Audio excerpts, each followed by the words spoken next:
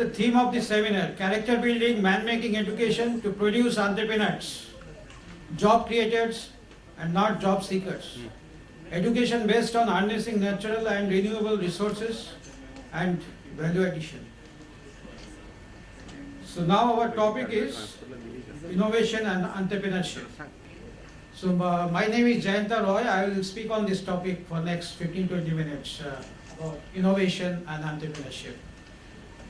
We have discussed about education, discussed about need for restructuring of educational system, rethink, to reinvent our new order of education systems and the benefits if we do that. Before that, I will start with India. I think all the speakers spoke about our India and also Bharat, because when you talk rural India, nowadays people don't say India, they call Bharat. So Bharat Barsha is coming back when you talk rural India. So we have, 1.28 billion populations, more than 100 languages, more than 1,000 dialects, many religions, and we all live in peaceful coexistence. And that shows that we have a collective aspirations, we have group thinking, we have common interest for many good goals. And that spirit has to be inculcated in the mind of children and youth from the very beginning. That's how education is meant for. Let's understand this rural market, because we have not yet discussed market part of the entire seminar. Because you give educations, you start thinking, but where that thinking will lead to and what value we add out of that process, and what is innovation, role of innovation in between. Let's understand this little bit. So, as you know, India occupies 2.4% of world's land space, and we serve 17.5% of world population. World population roughly around 7 billion, and we are at 1.28 billion. And almost 70% people live in rural villages, and less than 30% people live in urban agglomerations and towns. Around 5,000 towns we have, and around 400 urban agglomerations, from big metro to small cities, towns. More than 55% total villages had population less than 1,000. Let's understand this very clearly, because we are talking market, we have to understand innovation. How many? More than 55% of total villages had population less than 1,000, and less than 1% of total village had populations above 10,000. We have roughly 650,000 to 700,000 villages in this country. Let's understand the income part, because farmers' incomes are almost 30-40% less than the national average income. So poverty and education both are equally important, and both are issues at this moment. And that is not an isolated issue for them, it's a national issue. And I would say it's going to be a global issue very soon. Let's go to global perspective. Why this is important globally? Agri-business, agri and food sector has a massive social, economic and environmental footprint. We have approximately $5 trillion industry in agri-business and food, and 5 to 10%, even more, on global spending on agri-food sector, 40% employments, and approximately 30% green emissions. It's quite a huge contribution to the entire social, economic and environmental activity. Now last 50 years, we have no major problem in terms of supply of food in many parts of the world. But if you project for next 50 years, let's say by 2050, we can see some dark clouds, we can see some problems coming. Why? If you look at some analyst reports and industry reports, our crop demand is going to grow at least 70% in next 2 decades. And our caloric demand will grow almost 70 to 100%. And as a result, what will happen, there will be a lot of competition for the resources which are again not in abundance. For example, water is a very important resource for agribusiness or food business. By 2030, 40% of water demand unlikely to be met if current trend continues. We will not have enough water to produce foods to continue our agribusiness.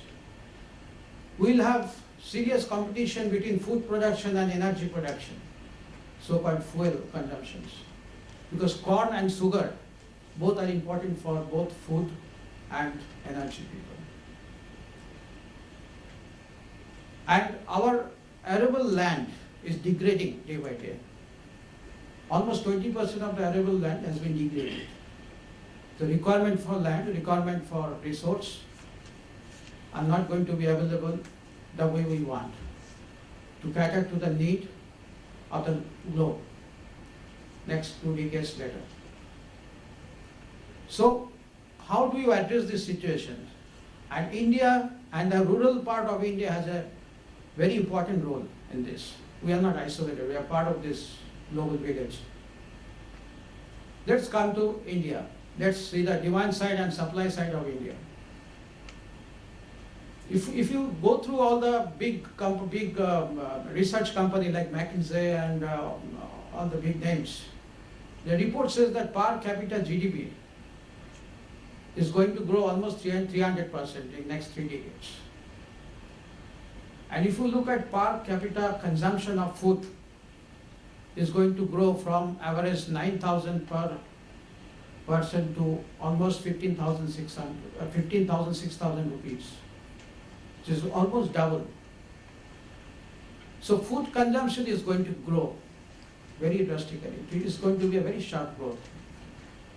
The way our lifestyle is there, the way our population is growing, and also affluence, disposable incomes are growing. So now that is the demand side. So there is a big demand for food. What about supply side?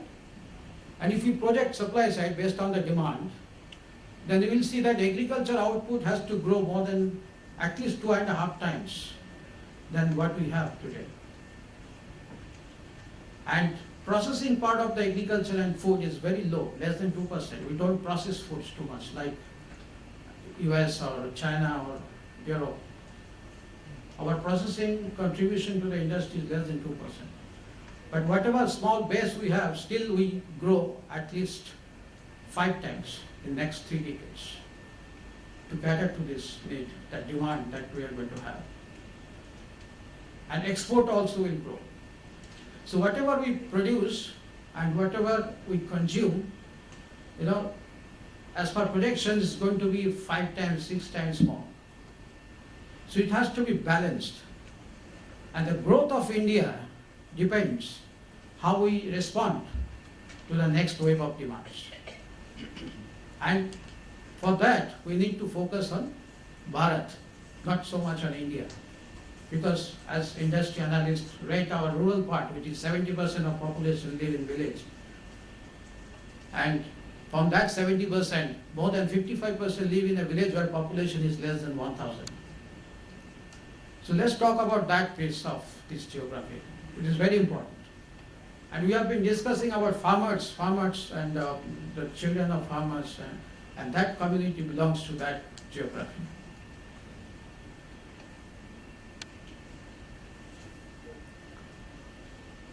So what we need of the hour is disruption of the current trend. We cannot continue the way we are going now, because there's going to be a big resource issue, and the productivity of the people has to be mobilized, specifically the rural part. So one side there is a great investment opportunity for everyone, right from big industrialists to the farmer, and other side there is a prosperity of whole nation, society, and the world. It's not only just India, the whole world. So now what are the key drivers for this change? Because when any big problem or big issue appears, we have to take some innovative thinking, new thinking. Innovative thinking means something new. The frame of reference, the pattern should be new. So education is very important because we have been discussing from morning the education model, which is a creative paradigm, very paradigm shift in thinking. We have to incorporate important education right from kindergartens up to secondary, then higher studies. And the second part is innovation. What is innovation? Very briefly, innovation is new product, new process, new service, something new pursued by some group of people. And diffusion is basically you spread this innovation to the target group or maybe any group of people. That's a diffusion. And then adoptions. Adoptions is from hearing of innovation till the final adoption, final use. So innovation, diffusion, adoption, how it happens in business and how it should happen in the rural people or anybody doing anything, that's we'll discuss in the light of Swami Vivekananda. Because I personally believe that Swami Vivekananda is a great innovator. And whatever he has done 120 years back is a simple and very pure innovation. He realized there's a very common context. Everybody is looking at the context. But he picked up few points which is different. And he picked up the right flavor. And even 120 years from his time, we still discuss, and he's still so relevant in all the aspects, right from education, innovation, and the business.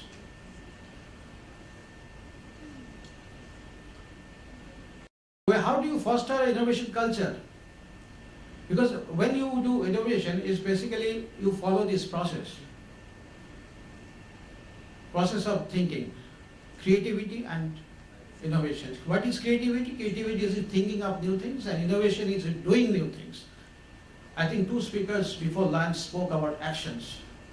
And innovation is nothing but actions. Innovation is doing things. Innovation is, thinking is the first step. You need to think. But innovation is actions, very clearly. And Swami Vivekananda has a very much bias for actions. He said education, education, education, education for all. But he also said work, work, work. He used to write letters from US to all the US devotees and American disciples, brothers, everyone. That you people have a nice plan. You people are writing, explaining my plan, but not a single word about action. So he always shows very healthy impatience for inaction. So he wants actions, and that's basically the fundamental basis for innovation. And he says that unless one does the thing, actually nothing is learned.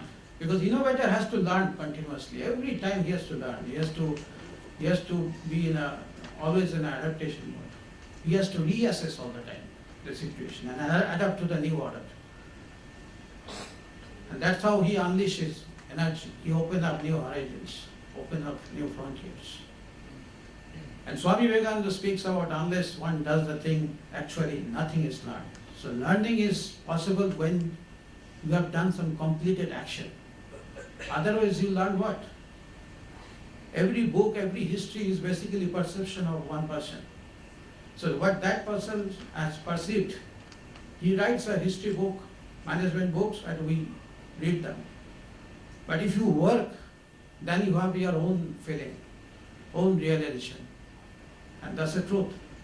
And you learn from that truth. And that everlasting. And that's very strong foundation of the next steps for that particular innovator. Innovation talks about ideas, it's very good. Because India historically, centuries together or maybe millenniums together, have a lot of ideas. It's a land of saints, rishis, so we have many good ideas, lots of ideas. So Swami Vivekananda said, just take up one idea and make one idea of life. So one idea is there, you made a small plan, don't come up with a big plan, make a small plan. Do whatever is possible under that circumstances. Proceed slowly, start slowly. Way will open up to you. People get nervous when they start anything. And when you start anything, you get 4 reactions. People first ridicule you, and then they oppose you, they persecute you, and then finally they accept you. So all innovator has to pass through those stages. Similarly, I mean, whether rural people wants to market their products in urban, or urban wants to market their products in rural, everybody has to go through that same process. So what Swamiji is saying that, focus on one idea, make a plan, and then focus on means, process. Pay as much attention to the means as to the end. So perfect process, perfect product. Like Japanese management policy is very similar like this. They follow all these process-oriented quality systems. And Swamiji spoke about it 120 years back, and he implemented in Ramakrishna Mission organization. Even today, 120 years later, the Ramakrishna Mission process is so perfect, so productive. Swamiji also spoke about that you make yourself updated. So go out to compare things with other nations. Mark the workings. What is mark the workings? It's typical benchmarking system of the Western management. You compare yourself with the best-in-class competitors, institutions, organizations, and see your gaps and bridge the gaps and become one of those best-in-class companies.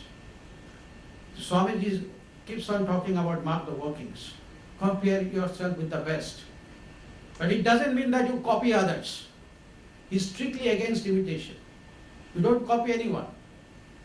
Plant grows itself. What you have to do, you just create nurturing climate for the plant to grow. Plant takes earth, air, water from the nature, and plant grows itself. Similar way, organization will grow on its own, business will grow, entrepreneurship will grow. But what they need is nurturing climate. And we have to learn from others as well. It's a continuous learning process.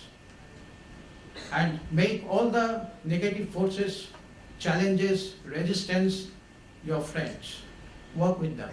Don't run away from change. Don't run away from problem. Don't deny any change. Don't rule out any change. Accept them and adapt to the new order. That's the basic fundamental things about innovation. He speaks about character all the time. In fact, from morning we have been hearing character. And that's very important for sustainable growth. Integrity, power of imagination, unselfishness, self-confidence, interpersonal skills. So what is innovation? Innovation is you have a nice idea, and then from idea what you do? You build your network, cultivate your network. And then from there you build a business case, business plan. And then you do communications. And after that what do? You manage the resistance. And when you finish that management, then you maintain your enthusiasm, maintain the momentum. That's the basic flowchart of any innovation process.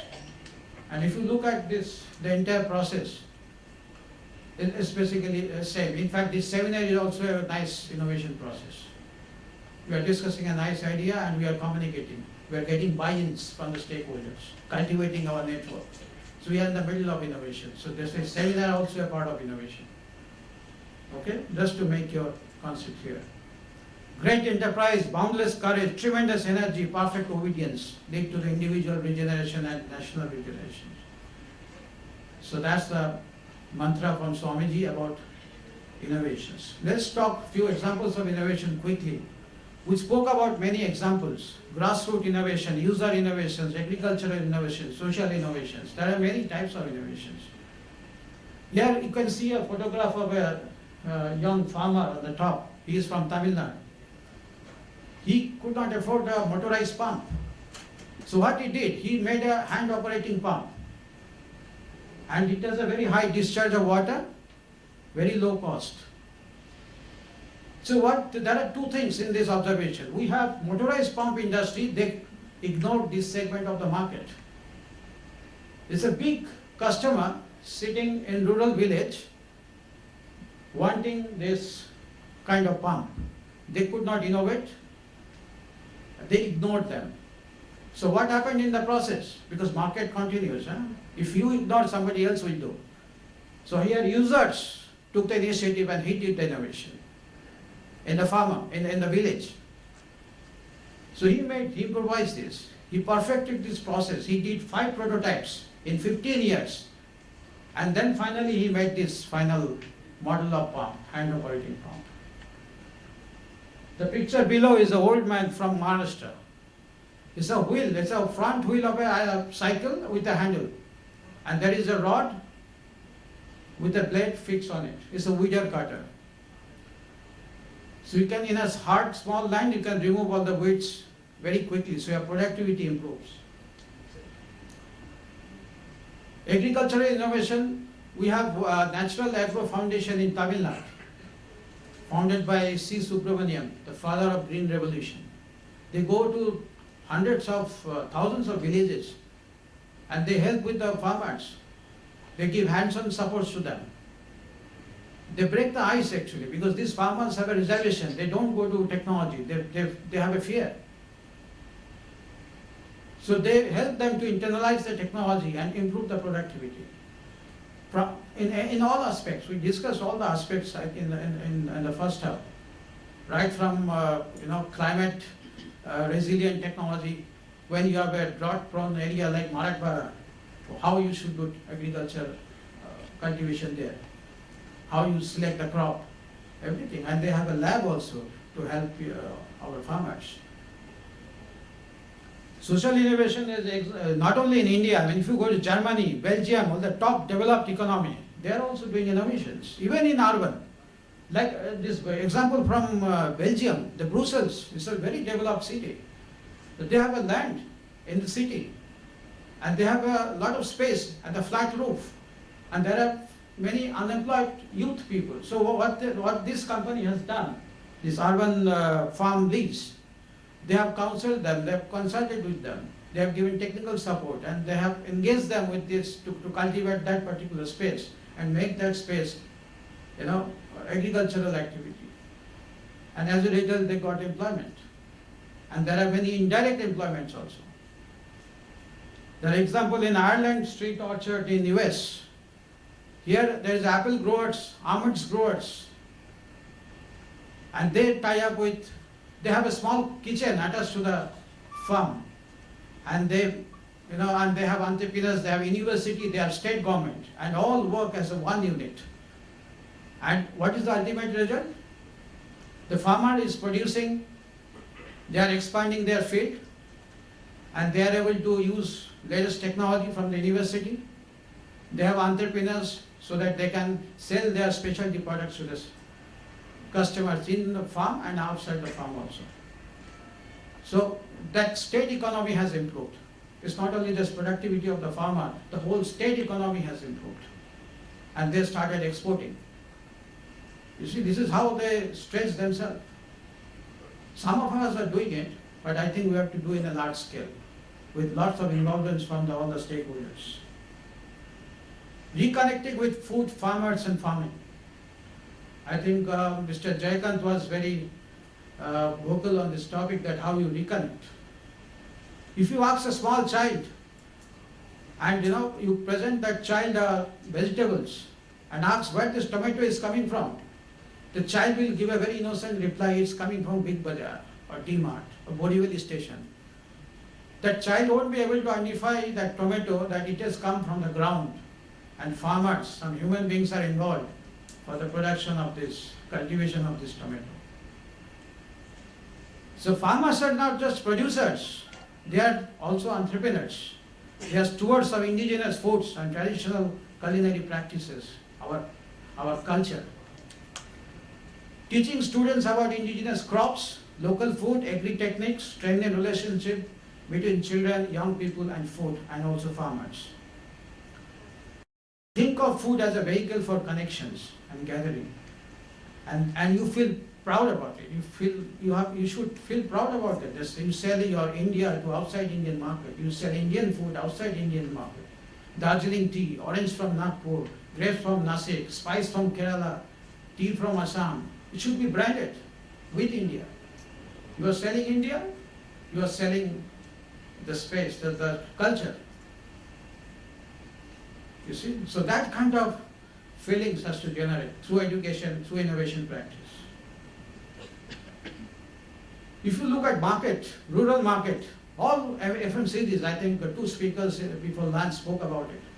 Hindustan Lever, Godrej, ITC, Britannia, everybody focusing on rural market. If rural market collapse, they collapse. So Bharat is now center and gravity. It's not that 5, 10 cities of India or maybe 100 million population of India deciding what will happen in India. It's basically 700, 800 million sitting in Bharat will decide what will happen in India now. So partnership between entrepreneurship, state government, university in support of small food growers is that network that we need to build through education and through innovations. Market exists. Market always exists. We should know how to act, again action, how to act on that particular previously unnoticed profit opportunity.